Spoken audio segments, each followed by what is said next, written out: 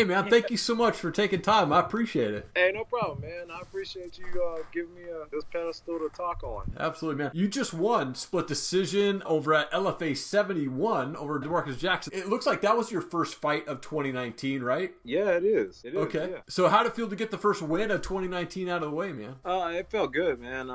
Especially how things happened. They called me last minute with it, and I decided to use. I prayed about it first, and then I decided if I'm going to use that as a training or learning experience, because I know that they feed fighters through the UFC, and I know that UFC does a lot of last minute changes. Yeah. So that was kind of like me opening up to a learning experience, and also since it was co-main event, it was holding me to my standard of thinking. So. Yeah, awesome. And so, any idea when us fans can expect to see you back in the cage? I don't know, man. I'm expecting. I'm just trying to, take like a little layoff. I only took off Saturday, Sunday. I went back to training Monday. Okay. And I just started doing some light cardio, but I should be in the gym by next week, and I'm looking for either like late August, early September. Okay, very cool, man. I was looking at Tapology again, and it looked like in 2017 you actually didn't fight at all. What kept you out of the cage for that year? That was the time where I just married my wife. Oh, congratulations. That's awesome. Thank you. I just married my wife. We moved to Florida and stuff. I was kind of getting stuff in line then. I didn't have a consistent gym I was training in. Okay. But I was doing training with my wife. So cool. It was kind of like a trade-off.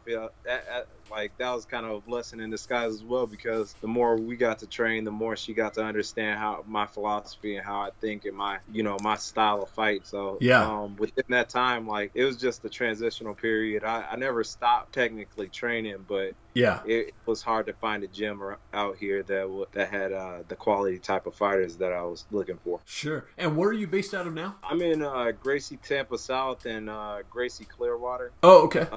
Tampa, Florida. Yeah, very nice, man. It looks like you started your amateur career back in 2010, if I was right there. Well, how'd you get in MMA, and what made you decide to ultimately step in and compete? I started off in MMA. I started off wrestling in high school, and I got a scholarship to wrestle. It was like a transitional thing. I was supposed to go to community college and continue wrestling, but they cut off their system, and I was just sitting in community college, like just not having it. I didn't know where I was going in life till one day I went down the street. It was this place called Finney's MMA, and me and my brother went there, and we trained and stuff like that. And, we started to like it. Like a week later, we knew some guys just running on the track.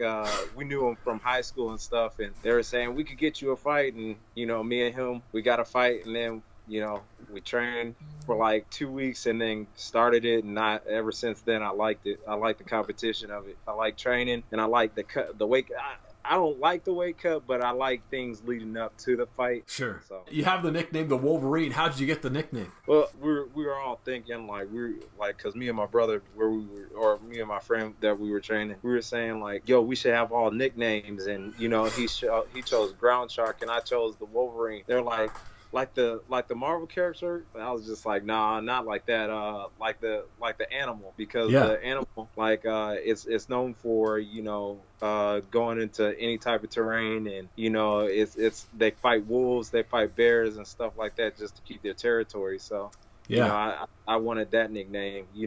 Gotcha. So I'm adjustable in different areas. I love it, dude. That's awesome. Follow you on social media. You always talk about your faith. How much of a factor does your faith play into your fight game? It plays a big factor, because I feel that it's not my strength, it's my Lord's strength that I'm using, and also the stories and and when I read the Bible, 80% of it is war and fighting. So, and it says be strong and courageous over and over again, especially in Deuteronomy. Right. And with that being said, even Jacob had to wrestle for his blessings and stuff like that, and everything just revolves around my philosophy of fighting and stuff, even my faith. So every fight, like when I'm fighting, I have something. I'm fighting for my legacy. I want to be a champion one day, and out there somebody else is fighting something completely different. Like somebody's fighting depression, somebody's fighting to get food on the table, somebody's fighting I met this one guy. He said he ran so hard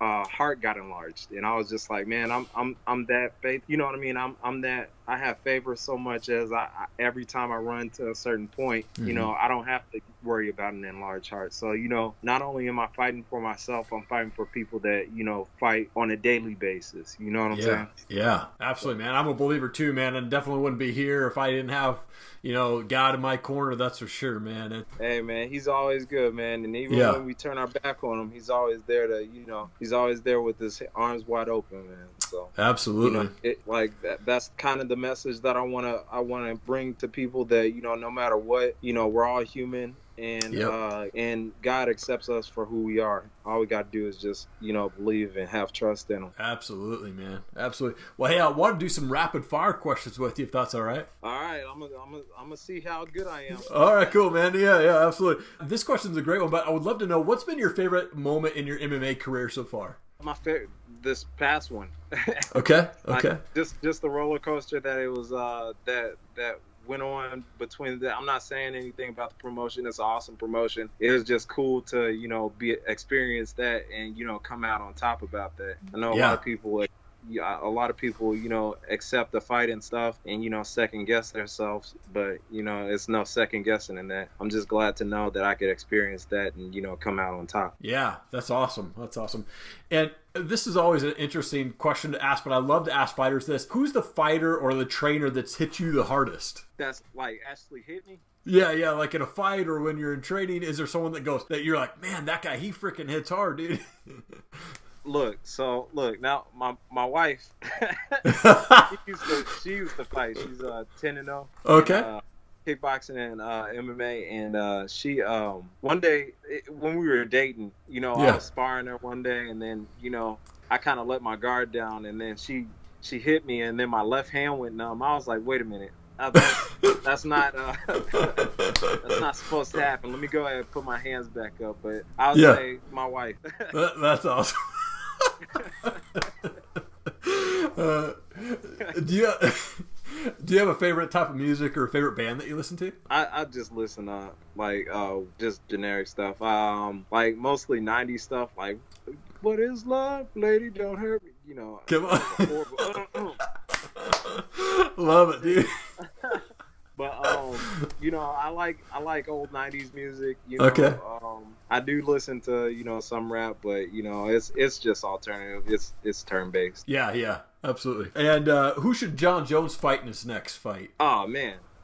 So I would think it depends. If he goes to heavyweight, I would expect him to have the winner of Stipe and Daniel Cormier, but John Jones has nobody left to fight him in light heavyweight yet. I agree. I would say Johnny Walker, if he walks through, you know, like a hard person like Gustafson or, you know, like one of the gatekeepers, I feel like he would actually challenge John Jones, but it would be a good fight. It'll be a good fight. I don't like try to predict anybody else. I just like when I see a good fight, that would be a good fight later on down the road. But honestly, like he was supposed to, if they're rumoring about Ngannou, that would be a good fight too. I would like to see him come out of adversity with that too. Yeah.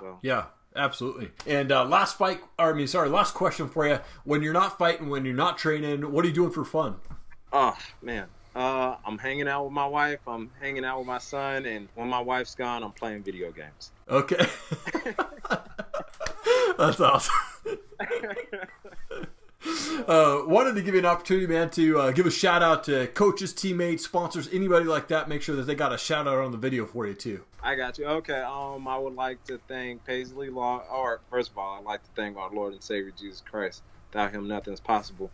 I would like to thank my wife. I would like to thank my sponsors, Barber Orthopedics, Paisley Law Firm. I would like to thank my management team, Scrap Management, with Jared Daniels Block, Chris Gregory, and Jason Ferguson. I'd like to thank everybody at Carmel Friendship Church. They helped me out. They blessed me with their presence. Everybody in St. Louis, shouting them out. My family, my sisters, they came down there. They supported me. They've been running with me. They've been just helping me cut this weight a lot easier, and being also a support system. Gracie Tampa South, Gracie Clearwater, thank you for helping me out with the Jiu Jitsu. That's about it, man. Cool, man. Well, dude, it's been an honor, Hugh, to talk to you today. I'm excited to see you get a belt and hopefully get back into the UFC there and compete with the big boys up there, man. But you are a champion in my eyes. I'm proud of you, brother. Keep going, and thank you so much for your time, man. I appreciate it. Hey, thank you for calling me up, Eric. I appreciate it as well. Also, I want to plug one more thing in. If y'all want to get, if anybody wants to get a hold of me, I have an Instagram page, Hugh the Wolverine. It's all one word. If you want to get in contact with me, see updates, and check on my status, look that up. But absolutely, that, hey, I appreciate being on your podcast, Eric. Thank you for calling me, and I appreciate your support as well, man. Thank you so much for watching the show today. Really appreciate it. If you could please do me a favor, go subscribe to our YouTube channel. Subscribe to all of our audio channels that you would listen to. Also, follow us on Instagram, Facebook, and Twitter. Really appreciate it. Thank you so much. Have an awesome day.